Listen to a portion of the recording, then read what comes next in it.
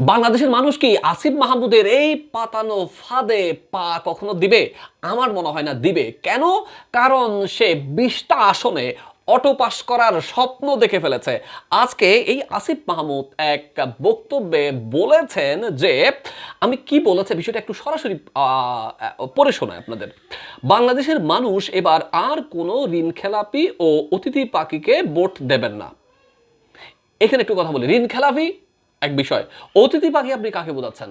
অতিথি পাখি বলতে এখানে তো সরাসরি দেখা যাচ্ছে 17 বছর পরে যেহেতু জনাব তারেক রহমান বিএনপির চেয়ারম্যান দেশে ফিরেছেন, সেজন্য আপনি সরাসরি বলছেন তিনি অতিথি পাখি। আপনি ভুলে যাচ্ছেন তার মা বাংলাদেশের তিনবারের সফল প্রধানমন্ত্রী এবং তার বিশাল একটা অবদান এই বাংলাদেশে গণতন্ত্র প্রতিষ্ঠা করার জন্য আছে। এবং যাদের সাথে আপনারা জোট করেছেন তাদের তো বাংলাদেশের রাজনীতিতে জায়েজ করেছিল এই মরহুম শহীদ প্রেসিডেন্ট জিয়াউর রহমান সাহেব।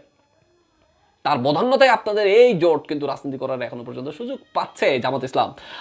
আজকে আপনারা সেই বিএনপির পায়ে কুড়াল মারার জন্য উঠে পড়ে লেগেছেন।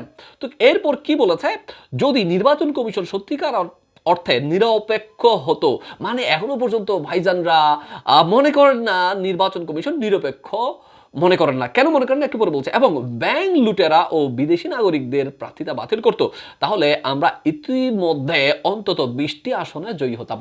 অন্তত 20টা আসনে ইতিমধ্যে জয়ী হয়ে যেত। এখনো পর্যন্ত নির্বাচন হয় নাই।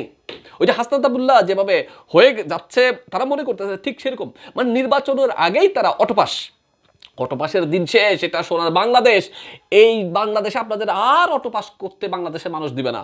বাংলাদেশের মানুষ রাস্তায় নেমেছে বলে আপনারা জুলাইয়ে সফল হয়েছিলেন, কিন্তু সেই জুলাইকে 71কে যেভাবে আওয়ামী লীগ কুক্ষিগত করেছিল, ঠিক এই জুলাইকে এনসিপি নামে এই ছোট্ট শিশুদের দল কুকিগত করেছে। বাংলাদেশের মানুষ আপনাদের পাতানো ফাঁদে পা দিবে না। আপনারা জামাত ইসলামের বি টিম বা সি টিম, আমরা সেটা সাধারণ মানুষ বুঝে গেছে। আপনারা চাচ্ছেন যে বিএনপির বিভিন্ন প্রার্থীদের বাতিল করে দেওয়া হোক, সেই আসনে আপনারা অটোপাস না হলে আপনি এখনো পর্যন্ত কিভাবে বললেন যে অটোপাস ইতিমধ্যে আপনার 20টি আসনে জয় লাভ করে ফেলতেন? How it's possible? আপনাদের বাকি অন্যান্য প্রার্থী যারা আছে তাদের সাথে কি কন্টেস্ট করতে হবে না? তাহলে কিভাবে আপনি মন্তব্য করলেন? বিএনপির এই মুহূর্তে উঁচু করে আওয়াজ তোলা উচিত হবে যে এই যে আসিফ মাহমুদ যখন সে উপদেষ্টা ছিল তখন তার এপিএজের শত কোটি টাকার দুর্নীতি এবং তার নামে বিভিন্ন কেলেঙ্কারি, বিভিন্ন দুর্নীতির অভিযোগ করেছে। এবং বিএনপির বিভিন্ন স্তরের নেতাকর্মীর উচিত হবে আসিফ মাহমুদের এই দুর্নীতির বিরুদ্ধে এখন থেকেই আওয়াজ তোলা।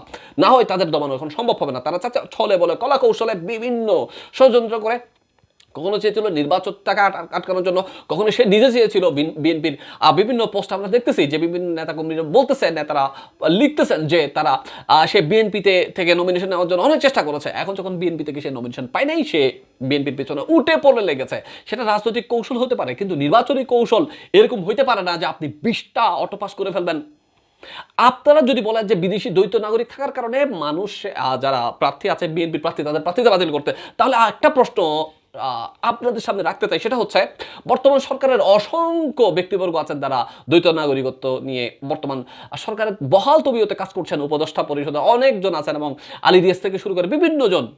তাদের ব্যাপারে কেন আপনাদের আওয়াজ নাই? তাদের বিরুদ্ধে আপনাদের তো আওয়াজ তোলা উচিত ছিল। যারা বাংলাদেশের নাগরিকত্ব যারা বিশ্বাস করে না, যারা বাংলাদেশের নাগরিকত্ব যাদের নাই, তারা এসছে বাংলাদেশের সংস্কার করার জন্য। তারা আমাদেরকে নিয়ম শিখাবে, তারা আমাদেরকে দেশপ্রেম শিখাবে। যাদের যদি দেশপ্রেম তিল পরিবার থাকতো, তাহলে বাংলাদেশের এই মাতৃভূমির এই সোনার বাংলার, এই স্বাধীন সার্বভৌম সোনার বাংলার তারা নাগরিকত্ব ত্যাগ করতো না।